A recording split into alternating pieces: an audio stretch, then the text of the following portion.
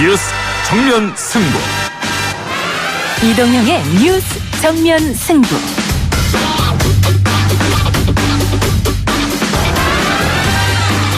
청취자 여러분 안녕하십니까, 이동형입니다. 이동형의 뉴스 정면 승부, 먼저 오늘 준비한 내용부터 알려드리겠습니다. 자료를 보고 깜짝 놀랐습니다. 과연 이게 입법 활동이나 정책 활동에 쓰는 돈이라고 할 수 있냐라고 눈을 의심할 정도로 전혀 전문성이 없는 사람들에게 연구 영역이 주어졌고요. 일부는 돈을 돌려받은 사실까지도 확인이 됐습니다. 범죄 행위라고 저는 생각합니다. 국회에서 찾아낸 세금도둑 5인 하승수 세금도둑을 잡아라 공동대표를 깜짝 놀라게 한 이 이야기 잠시 후 확인하겠습니다. 의뢰인과 변호사 간에 원래 식사도 하고 밥도 먹고 술도 먹고 그럽니다. 제가 제일 많이 술 먹는 사람들이 다 의뢰인들이에요. 특별해 보이는 것과 특별한 건 다른 건데. 블로거 도도맘과의 불륜설을 시종일관 부인했던 강용석 변호사의 2년 전 인터뷰 목소리였습니다. 이 강 변호사에게 오늘 실형이 선고됐습니다. 사문서 위조 혐의입니다. 소송의 당사자 도도맘 김씨 남편의 변호인은 선수호 변호사와 사건 짚어보겠습니다. 대통령이 스스로 헌법적 절차에 위배되는 행위를 자행하고 있을 뿐만 아니라 헌법의 권위를 부정하고 헌법을 파괴하는 행위라는 점을 엄중히 지적하지 않을 수 없습니다. 자유한국당은 국무회의 심의 의결에 대한 효력정지 가처분 신청을 포함하여 야권 공조를 통해 권한쟁의 심판 청구를 검토해 갈 것이라는 점을 분명히 밝혀드립니다. 문재인 대통령이 판문점 선언 이행을 위한 군사 합의서를 비준한 것을 두고 가처분 신청을 하겠다. 자유한국당 김성태 원내대표의 말이었는데요. 자유한국당 입장은 내일 들어보기로 하고요. 오늘은 이에 대한 여당 입장부터 들어봅니다. 홍영표 더불어민주당 원내대표 인터뷰 준비되어 있습니다. 기름때 기름을 북한으로 갖다 터주고 그러면 터주면 여기가 이제 빌 거 아닙니까? 공식적으로 그 측정된 양에서 많이 빌 거 아닙니까? 그럼 어떻게 됐습니까? 증거인멸을 위해서 이거를 홀라당 다 태워야 되겠죠? 고향 조유소 화재를 두고 유튜브 1인 방송에서 제기한 황당한 음모론입니다. 여러분은 어떻게 생각하십니까? 여당 의원들이 구글 코리아를 방문했는데 자체 지침을 어기지 않는 한 삭제는 어렵다는 입장이었습니다. 자칭 이 시대의 참 유튜버 정청래 의원과 청래당에서 만나보겠습니다. 10월 24일 수요일 이동의 뉴스 정면 승부 시작합니다.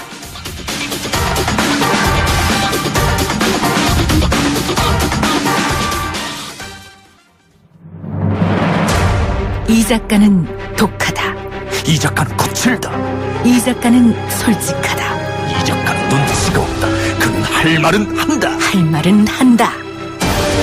정치 오타쿠 이 작가의 독설.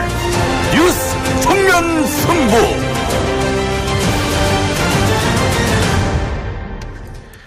시민단체 세금도둑 잡아라 등 몇몇 시민단체가 국민 세금으로 지원되는 국회 정책연구 용역비를 목적과 규정 이외로 사용해서 오남용한 사실이 드러난 일부 국회의원에 대해 고발했습니다. 국회의원들이 입법 정책 개발비를 오남용하고 있다는 사실이 밝혀지자 해당 의원들은 관련 예산을 국고에 반납했는데요. 세금도둑 잡아라 공동대표인 하승수 변호사 연결해서 이야기 나눠봅니다. 변호사님. 네, 안녕하십니까. 예. 자, 오늘 국회 정책연구비를 오남용했던 국회의원들 고발장 접수하셨다고 하셨는데 고발까지 네. 가게 된 계기는 어떤 거였죠? 어쨌든 이게 정보 공개 소송을 통해서 예. 저희가 자료를 공개받게 됐는데요.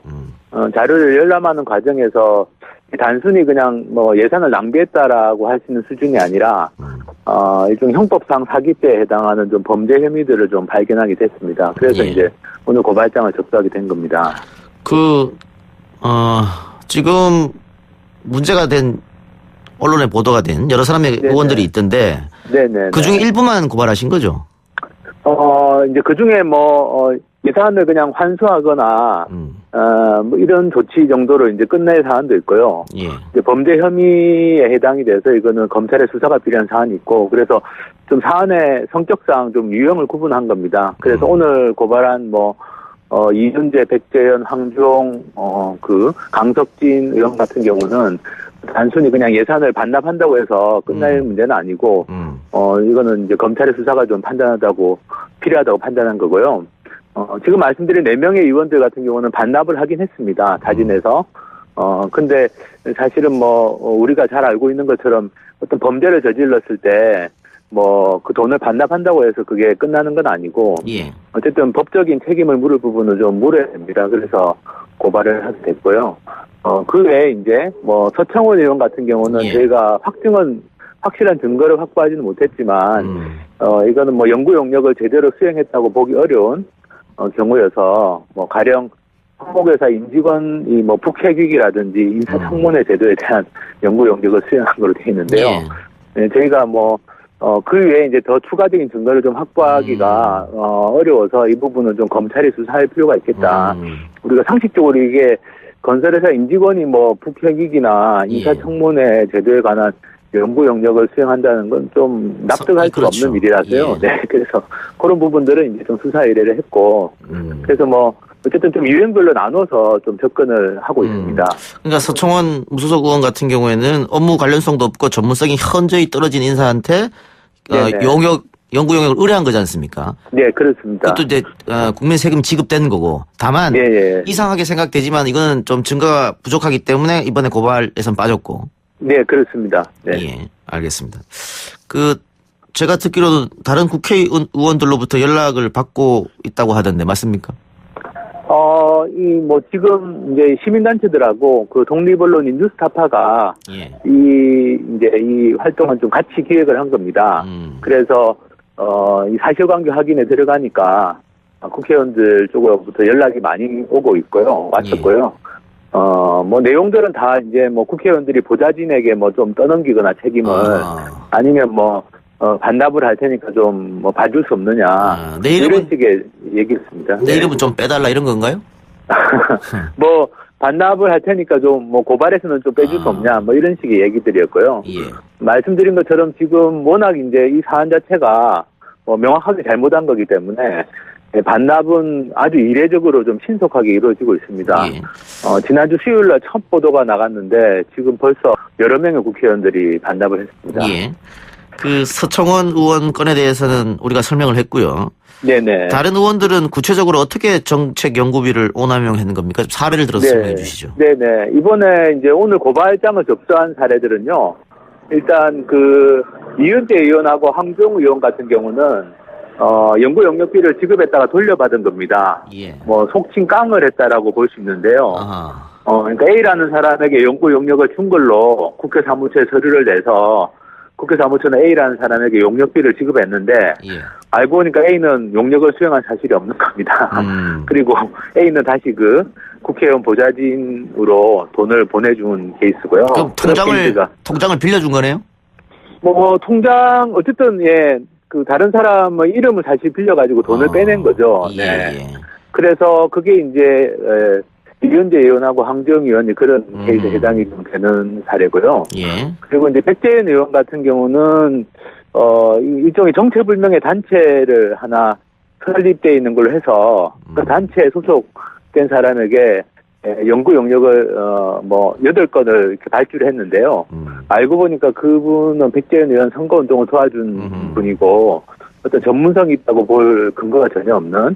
그리고 실제로 그분이 그 제출한 연구 영역 보고서를 봤을 때 거의 다른 데서 나온 연구 영역 보고서를 그냥 100% 뺏긴 게 또 2건이 발견이 돼서 이거는 정상적인 연구 영역을 수행했다고 볼 수 없는 케이스였습니다. 예. 그리고 자유한국당 강석진 의원 같은 경우도 허위 서류를 꾸며가지고 대학생이나 아니면 보좌진의 그것도 비공식 보좌진인데요. 그 정식 보좌진이 아닌 사람의 배우자나 형에게 연구 영역을 준 것처럼 해서 돈이 빼돌려진 경우라고 할 수 있습니다. 그래서 지금 이 말씀드린 4명의 국회의원 같은 경우는 일종의 형법상 사기죄에 해당한다고 봐서 고발장을 접수를 했고요. 나머지는 이제 표절이라든지 아니면 보고서의 수준이 굉장히 좀 낮다든지 이런 사례들이 워낙 많아가지고 그 부분들은 일단 국회 차원의 진상조사를 해서 예산을 환수하도록 요구를 하고 예. 있습니다. 그러니까 정책연구비라는 게 결국은 국민 세금인데 네네. 연구 영역을 발주하고 그래서 돈을 먼저 지급하고 그 영수증을 가지고 국회 사무처로 가는 겁니까? 이게 어떻게 되는 시스템이 돼 있어요? 지금? 네, 절차는 이렇게 되어 있습니다. 이제 예. 국회의원실에서 이런 사람에게 용역을 줄 테니까 용역비를 그 사람 통장에 넣어달라. 아하. 이렇게 해서 이제 지급 신청서를 내면 예. 국회 사무처가 그 용역 수행자에게 이제 돈을 보내주는 형식인데요. 문제는 그 용역 수행자가 이런 어떤 전문성이 있는지를 검증하는 절차가 전혀 없습니다. 그냥 국회의원실에서 이 사람에게 줬다라고 하면 돈을 지급하게 돼 있고요. 예. 그래서 이제 그렇게 좀 허술한 절차가 이런 비리를 좀 낳은 원인이기도 합니다. 예. 뭐 전직 보좌관이라든가 또 보좌관의 형제나 부모한테 발주한 경우도 있다고 하던데. 네네. 이거 대표님 뭐 법률가니까 네네. 아까 사기죄 말씀하셨잖아요. 네네네. 또 본인들도 이게 뭔가 잘못되는 걸 인정하기 때문에 돈을 다시 국고로 환수한 거 아니겠어요? 반납한 거. 그렇습니다. 네네. 이렇게 된다면은 이거는 뭐 확실히 범죄적 사안이 된다고 판단하시는 거죠? 예, 그렇습니다. 그리고 뭐 지금 드러난 것도 빙산의 일각이라고 보고 있습니다. 더 많은 문제들이 있을 걸로 보는데요. 문제는 이제 그 용역 보고서 원본을 봐야지 더 많은 사례들을 좀 발견할 수 있는데 적발할 수 있는데 예. 국회가 이제 그 보고서 원본을 공개를 거부하고 있습니다. 그래서 사실은 이번에 고발을 하거나 수사 의뢰한 사안 외에도 더 많은 문제들이 있을 걸로 짐작을 예. 하는데 증거를 좀 확보하기 어려워서 그래서 오늘 이제 검찰에 고발을 하면서 나머지 사례들에 대해서도 전면적인 수사를 해줄 것을 좀 촉구를 예. 했습니다. 그런데 이렇게 고발하고 만약 뭐 검찰이 수사를 한다 하더라도 네, 국회의원들의 지금까지 어떤 행태를 보게 되면 네, 나는 몰랐다. 밑에 사람들이 알아서 했다. 이렇게 할 수도 있을 것 같은데. 네, 네. 그렇지만 뭐 어쨌든 이게 검찰이 수사에 착수하게 되면 뭐 참고인들도 다 조사를 하게 되고요. 예. 그래서 쉽게 국회의원들이 뭐 책임을 면하기는 좀 어려울 거라고 봅니다. 그 액수 자체들도 뭐 그렇게 작은 금액들은 아니라서 그리고 그런 뭐 가령 뭐 이은재 자유한국당 의원 같은 경우는 3건에 1,220만 원을 그런 식으로 좀 빼돌린 건데요. 1,220만 원 정도 되는 금액을 보좌진이 그냥 독단적으로 다 했다라는 건 사실 상식적으로도 좀 납득하기가 어려워서 뭐 국회의원들이 쉽게 법적 책임을 면하기는 좀 어려울 거라고 생각하고 있습니다. 예. 그 아까 얘기했던 그 정책 연구 보고서가 공개가 되면 더 자세히 알 수 네네. 있을 것 같은데 지금 국회가 공개를 안 하고 있지 않습니까? 네네네. 근데 그 전에 그 연구 용역비 이 지출 자료도 끊임없이 내달라고 했는데 안 내줘서 어떻게 법정으로 간 뒤에 지금 나온 거잖아요. 그렇습니다. 네네. 왜 국회는 이거를 계속 비공개를 할까요? 결국은 국민 세금으로 운영되는 건데. 일단 서류를 보관하고 있는 국회 사무처는 사실 이해관계는 없습니다. 자기들이 쓴 돈은 아니거든요. 근데 예전에도 이런 서류들이 공개됐을 때 제가 알기로는 국회의원들이 국회 사무처에 아주 항의를 많이 한 걸로 알고 있습니다. 그래서 아마 국회 사무처는 국회의원들 눈치를 보느라고 당연히 공개돼야 될 자료임에도 불구하고 공개를 지금 꺼리는 것 같고요. 예. 말씀하신 것처럼 이제 요번에 공개된 자료들도 소송을 통해서 받아낸 거고, 지금 말씀드린 그 정책연구 보고서 원문 말고도 뭐 비공개하고 있는 자료들이 아직도 여전히 많습니다. 그래서, 어쨌든 말씀하신 것처럼 이게 국회가 좀 근본적인 이거는 좀 개혁을 해야 되지 않을까 생각하고 있습니다. 그런데 이런 사건이 터지면 또 여론은 이제 정책 연구비도 지급하지 마라, 없애라 이 제도를 이럴 수도 있을 것 같은데 사실 국회의원들한테 정책 연구는 필요한 거 아니겠어요? 그렇습니다. 네. 그래서 뭐, 이 돈을 또 잘 쓰고 있는 국회의원들도 예, 예. 있습니다. 그럼요, 네. 예. 그래서 이건 뭐 일률적으로 없애기보다는, 금액이 좀 과다하면 금액을 줄이고, 그리고, 말씀하신 것처럼 연구 용역을 할 때는 검증 절차 같은 걸 좀 강화할 필요가 있을 것 같고요. 예. 그래서 사실은 정책 연구 용역 보고서 원문이 공개되면 실제로 어느 정도, 용역비가 필요한지도 좀, 파악을 할 수 있을 것 같은데요. 지금은 일단 정보 공개를 해서 예산을 좀 적정 수준으로 좀 줄이고 또 검증 장치를 마련하고 이런 조치들이 좀 필요하지 않을까 싶습니다. 그러니까 정책 연구 보고서만 투명하게 계속 공개돼서 우리는 이렇게 썼습니다라고 한다면은 이건 문제는 없을 것 같은데. 그렇습니다. 네. 그 법을 좀 바꿀 필요가 있겠네요, 그러면. 뭐 이건 법이라기보다는 국회 사무처의 업무 처리 시스템인데요. 예. 이게 뭐 사실은 이게 안 되기 때문에 예. 뭐 사실은 차제 국회를 좀 독립적으로 감시하는 기구 같은 걸 만들어야 되지 않느냐 이런 얘기들도 계속 나오고 있고요. 어쨌든 이게 뭐 대한민국 국회라는 곳이 사실은 뭐 모든 걸 다 법에 규정할 수는 없기 때문에 사실 뭐 잘 하고 있으면 뭐 굳이 법 규정을 안 만들어도 되는데 지금 같은 상황에서는 사실 좀 법 규정도 촘촘하게 만들어야 될 것 같습니다. 현 시스템으로서는 국회를 감시할 수 있는 기구나 제도는 전혀 없는 거네요, 그러면. 뭐 지금은 일반적인 감사 절차밖에 없습니다. 뭐 감사원이라든지. 근데 뭐 감사원 같은 경우도 또 국정감사 때는 또 국회의 국정감사를 받아야 되는 피감기관이라서요. 실제로는 뭐 감사원 감사도 제대로 실효성 있게 되질 않고 그러다 보니까 일종의 뭐 감시의 사각지대처럼 국회가 되어 있습니다. 알겠습니다. 변호사님, 오늘 말씀 여기까지 듣겠습니다. 수고하셨습니다. 네, 감사합니다. 예, 지금까지 세금 도둑 잡아라 공동대표 하성수 변호사였습니다. 1부 순서 마치고 2부 순서로 돌아옵니다.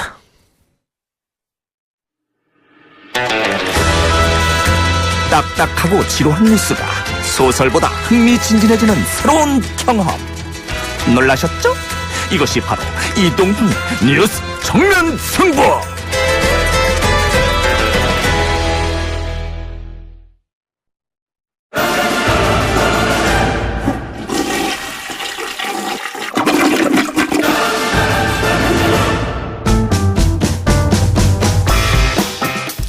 도도밤 김민아 씨 관련 소송 소료를 위조한 혐의로 재판에 넘겨진 강용석 변호사에게 재판부가 징역 1년 실형을 선고했습니다. 오늘은 재판 현장에 있었던 두 분 모셨습니다.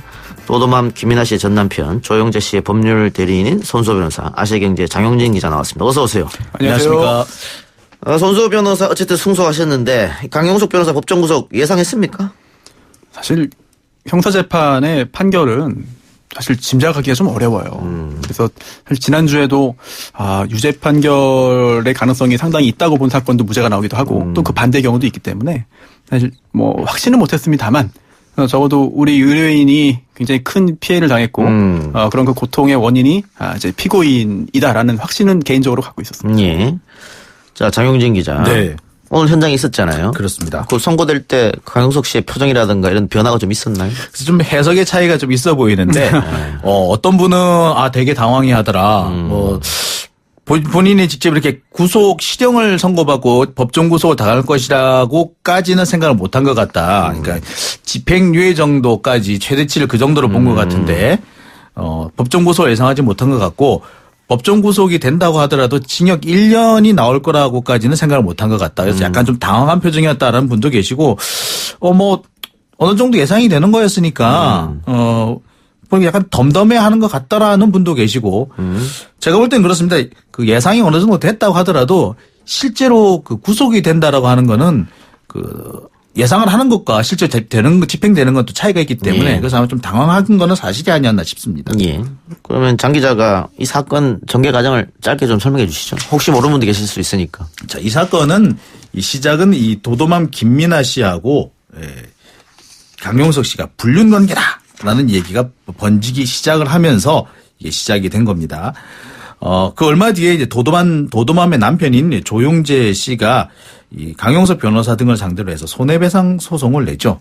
자, 이 과정에서 이 강용석 변호사가 이 도도맘 남편인 조 씨의 소송을 취하시키기 위해서 여러 가지 좀 노력을 합니다. 자, 근데 이게 성공한 것 같진 않아요. 자, 그러는 와중에서 이 도도맘 이 김모 씨가 남편의 인감 도장을 들고 찾아와서는 자, 남편이 소송 취하에 동의했다라고 하면서 인감 도장을 건네주게 됩니다. 자, 건네받은 이 인감 도장으로 이 강용석 변호사는 위임장을 만들게 됐죠. 그리고 이 위임장으로 소송을 취합니다. 근데 알고 봤더니 이 인감은 훔친 것이었고 그 뒤에 이 위임장 역시도 사실은 강용석 변호사가 도도맘한테 일정한 범죄행위를 시킨 것이다라는 것이 드러나면서 이번 소송이 진행이 된 겁니다. 그래서 강용석 씨 재판 전에 김민아 씨 재판이 먼저 있었죠. 그렇죠. 1심 재판. 네. 결과가 어떻게 됐었죠? 그 검사는 이제 징역 2년을 구형했어요. 예. 네, 그런데 징역 1년형이 선고됐고요. 다만 도도만 김민아 씨는 본인의 잘못을 반성했습니다. 그렇기 때문에 징역 1년을 선고하되 그 집행을 2년 동안 유예했고요. 지금 현재 그 집행 유예 기간입니다. 같은 혐의죠, 그럼 두 사람이. 네. 사문서 위조? 처음에 예. 저희가 고소할 때요. 예. 강용석 변호사를 그 교사범으로 고소했어요. 교사범으로. 예. 네, 그런데 검찰 수사를 거치면서 이건 교사가 아니라 함께 공동정범이다. 라는 판단을 검찰이 내렸고 그렇게 기소했거든요. 그래서 이번에 강용석 변호사와 김민아 씨가 함께 공모해서 역할을 분담해서 여러 가지 서류를 위조하고 또한 법원에까지 제출한 범죄를 저질렀다라는 판단이 나온 거죠. 그럼 교사가 아니고 공동정범인데 네. 김민아 씨는 집행유예고 강용석 씨는 징역 1년 네. 법정 구속. 네. 차이점 뭐라고 판단하세요? 반성이죠. 아, 네. 반성했냐 안 했냐? 물론 아직 판결이 확정된 건 아니기 때문에 예. 강용석 변호사가 또 오늘 항소했거든요. 앞으로 항소심 또 경우에 따라서는 상고심까지 갈 겁니다. 그렇기 때문에 결과가 바뀔 수도 있는 거예요. 하지만 지금 시점에서 이번 1심 재판부의 판단을 볼 때는 유죄라고 본 거잖아요. 그렇다면 유죄인데 반성하지 않는다. 그리고 여러 유죄의 증거들이 있음에도 그거를 부인하고 책임을 회피하려 한다. 이런 부분이 안 좋게 작용했을 것이고요. 또 한 가지가 있다면 바로 강용석 변호사, 말 그대로 변호사였기 때문입니다. 변호사가 이런 짓을 했느냐. 그래서 변호사라는 지위라는 것을 생각했을 때 다른 일반인들에 비해서 훨씬 더 동일한 죄지만 훨씬 더 죄질이 무겁고 나쁘다라고 판단한 것 같습니다. 그러면 강용석 씨가 혐의에 대해서 인정하고 네. 반성하고 지금 손소 변호사 의뢰인인 조영재 씨에게 사과를 구하고 합의를 했다면 어떻게 됐을까요? 그럴 경우에는 이렇게 오늘 구치소로 들어가진 않았을 겁니다. 네, 그렇게 되진 않았을 거예요. 그래서 제가 좀 이상한데. 네. 장 기자 말대로 본인이 변호사잖아요? 네. 근데 처음부터 이렇게 이 사문서를 위조하려고 김민아 씨랑 합의하고 협의해서 같이 일을 꾸미고 그리고 잘못 인정 안 하고 굉장히 무리수라고 판단하는데 왜 이런 무리수를 연속으로 뒀다고 보세요? 굉장히 무리수인데 네. 이렇게 무리수를 둬야 할 정도로 상당히 급박한 상황이 아니었을까?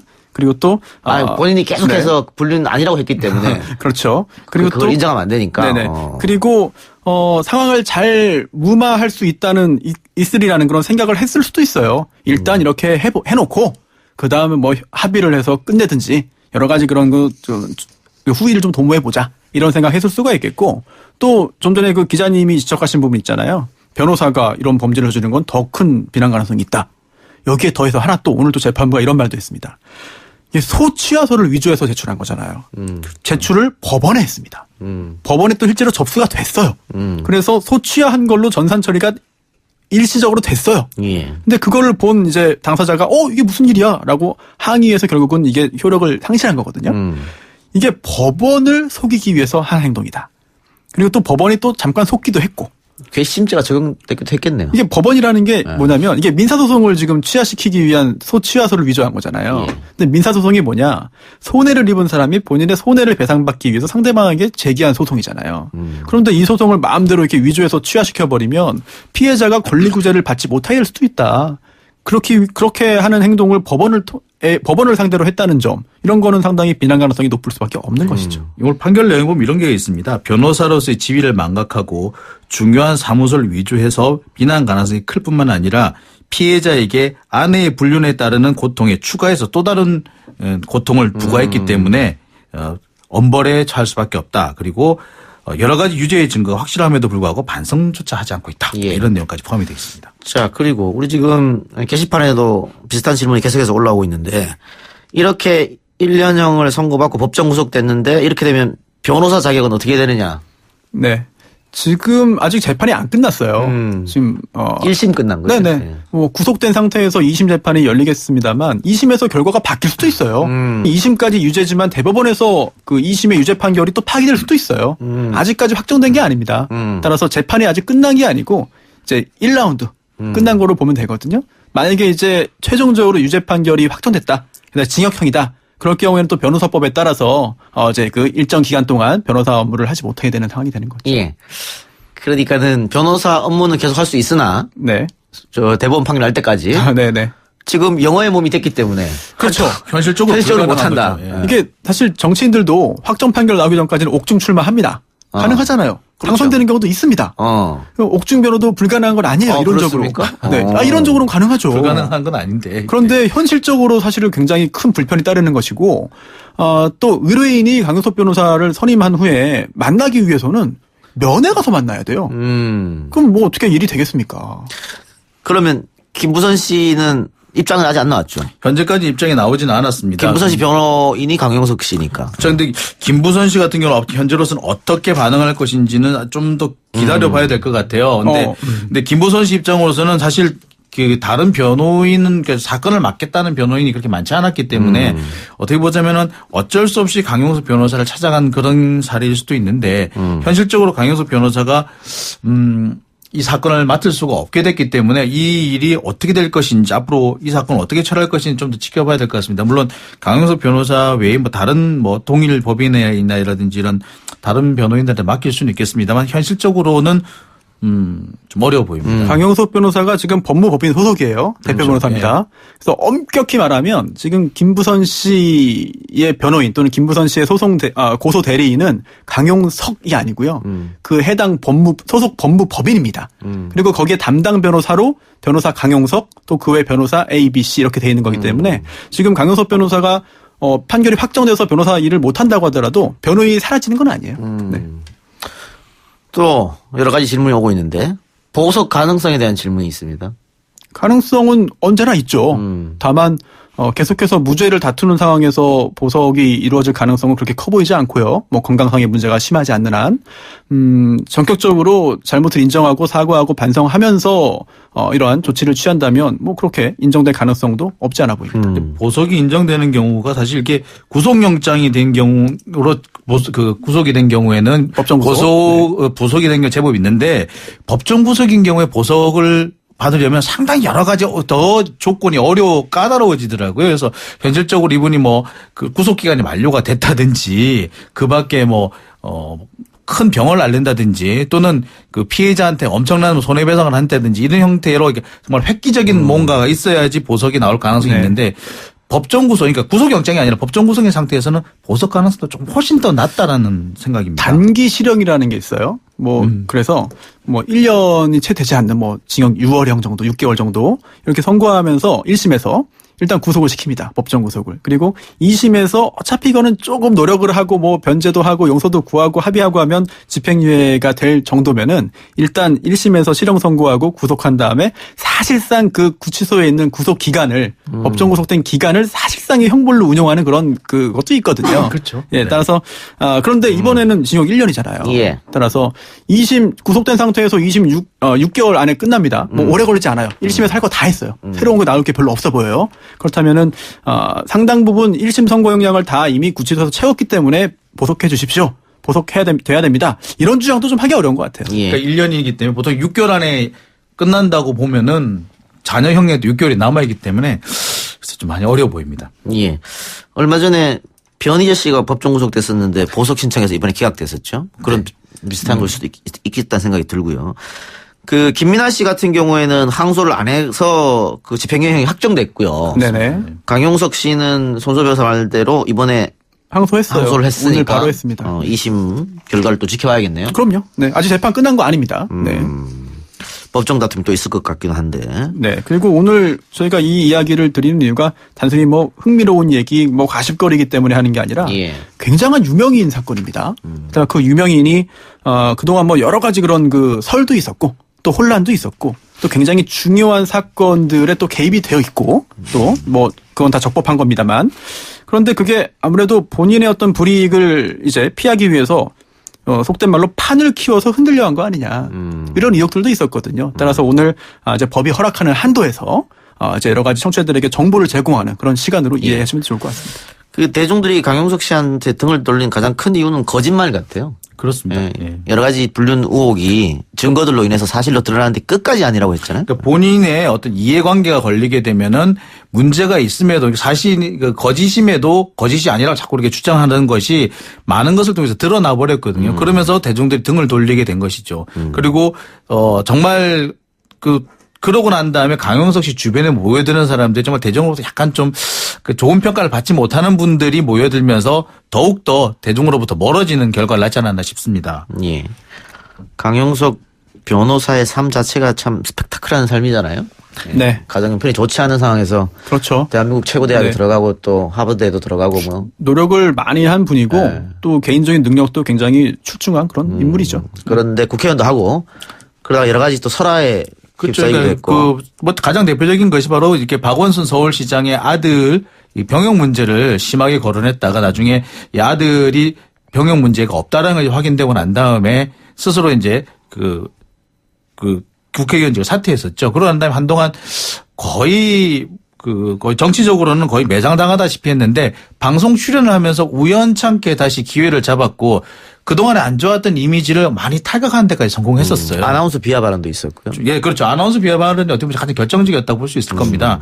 근데, 방송에 출연을 하면서 지금 알고 있는 몇몇 프로그램에 출연을 하면서 그동안에 안 좋았던 이미지를 많이 좀 벗어버렸죠. 그리고, 점점 좀 호감, 안 좋았던 비호감에서 호감이 가는 인물로 바꿔가고 있는 와중에 이 도도검함 사건이 터지면서 다시 비호감으로 돌아선 그런 사례가 되겠습니다. 방송 이야기가 오늘도 나왔어요, 법정에서. 네. 기자님 들으셨겠지만 당시에 지금 강용석 변호사 이제 피고인 입장은 내가 그렇게 할 이유가 없다. 내가 왜 했겠느냐라고 항변했던 사무소 거죠. 위조할 이유가 없지 네네. 않느냐. 그런데 이제 그 재판장은 그게 아니라 할 동기가 있었다라고 하면서 여러 가지 이야기를 하는데 그 중에 하나가 당시에 굉장히 많은 방송에 출연하고 있었는데 이렇게 그 김민아 씨의 남편으로부터 소송을 당하고 이 재판에서 패소할 경우에는 방송 출연에도 문제가 될 수 있다는 그런 걱정을 그런 염려를 강용석 변호사가 했을 것이다. 그렇기 때문에 이런 범행의 동기가 있다라는 판단도 했었죠. 오늘 최후 진술 있었나요? 아니요. 지난번에 했는데 할 오늘은 말이 없다고 예, 그랬죠. 오늘은 선고만 있었고요. 재판이 여러 번 있었습니다. 그래서 사실 재판장의 심증을 표정이나 이런 걸로 완벽하게 이제 알아내는 게 쉽지는 않은데 여러 번의 굴곡은 좀 있었던 것 같아요. 변화가. 그런데 지난번 마지막 이제 그 공판 기일에 예정에도 없이 갑자기 재판장이 그 피고인 신문을 이제 했습니다. 상당한 시간을 들여서. 그래서 굉장히 좀 날카롭게 여러 질문들을 했고 거기에 대해서 강용석 변호사가 나름의 어떤 그런 그 반박, 항변 등을 했는데 결과적으로 인정되지 않은 것 같고 그때 마지막으로 할 말 있으면 하라라고 하는 재판장의 말에 대해서 할 말 없습니다. 라고 하고 재판이 끝났죠. 할 말 없으면 어떻게 보면 또 혐의를 인정한다는 뜻도 되는 것 같다는 생각이 드는데. 글쎄요. 그렇지는 않은 그렇지는 않은 것 같아요. 네네. 근데 사실 보면은 이번에 어떤 분은 징역 1년이 좀 센 거 아니냐라는 분도 계신데, 양형 기준을 보면은 그다지 센 것 같지는 않습니다. 일단 보면은 그 가중 사유 중에 중대한 피해가 발생한 경우가 있더라고요. 예. 그 다음에 이 증거 등 사회적 공신력이 큰 문서를 위조한 경우 역시 가중 사유에 해당이 됩니다. 이런 것을 그리고, 변조한 사람이 그 사람의 사회적 지위 역시도 가중 사유에 포함이 되더라고요. 이렇게 봤을 때, 제가 볼 때는 충분히 징역 1년에 가까운 실형이 나올 수도 있을 것 같고요. 또 사실 이번 이 동기가 불량하다라는 얘기도 좀 있었거든요. 그러니까 이 사문서를 위조한 이유가 이 불륜과 관계돼서 세간의 나쁜 평가로부터 회피하기 위한 그 수단이었기 때문에 그런 그 의도가 그러니까 그 애초에 동기 자체가 불량하다는 점 등이 인정이 돼서 이렇게 강한 형이 나왔습니다만 많은 분들이 징역 1년까지는 생각하지 못했지만 상당한 수준의 실형이 나올 것은 거의 예상됐었다라는 말씀을 하십니다. 결과 나오고 조영재 씨는 어떤 이야기 소회라는 얘기 했나요? 예, 사실 오늘 빈자리가 없을 정도로 많은 방청객이 있어가지고 그렇습니까? 같이 앉지도 못하고 서 있었어요. 저는 구석에. 근데 끝나고 나서 간단하게 그냥 서로 이야기를 잠깐 나누고 또 헤어졌습니다. 또 일정이 또 있어서 특별한 이야기는 없었고요. 눈가에 좀 약간 촉촉함이 좀 느껴졌어요. 네. 그동안 마음고생이라는 게 심했겠죠. 지금 한 2년 넘게 여러 가지 소송을 다 진행했고요. 정말 다 성공했어요. 그래서 그런데 오늘은 사실 어떻게 될지 짐작하기가 좀 쉽지 않았는데. 다 성공했어요? 네네. 그럼 다 성공했죠. 능력자 선수. 아니, 그럼 제가 잘했다기보다는 여러 가지 또 운도 따른 거고 그런 거 은근히 자기 잘하는 은근히 자기 잘하는 것 같아요. 그리고 또 한 가지 걱정되는 게 너무 과도한 그런 댓글을 쓰시면 또 위험해요. 이번 사건에 대해서. 그래서 어느 정도는 괜찮습니다만 너무 좀 이제 법적인 수위난도를 넘어서는 그런 댓글들은 좀 조심해달라라는 말씀 드리겠고 저도 이번 건 하다가 고소고발도 다 했거든요. 그랬어요? 저도 물론 당연히 다 헤쳐나가고 문제없게 끝났습니다만 저도 그렇게 고소당하고 고발당하고 경찰서 이렇게 전화하고 왔다 갔다 하면은 너무 귀찮아요. 그렇죠. 피곤하죠. 너무 귀찮고 다른 일에도 지장이 생겨요. 그래서 그런 거를 악용하는 그런 그런 사례의 피해자가 되지 않도록 조심하실 필요도 있습니다. 알겠습니다. 오늘 두 분 말씀 여기까지만 듣겠습니다. 지금까지 손수호 변호사, 아시아경제 장영진 기자였습니다. 감사합니다. 1, 2부 순서 마치고요. 3부 7시 정각에 돌아오겠습니다.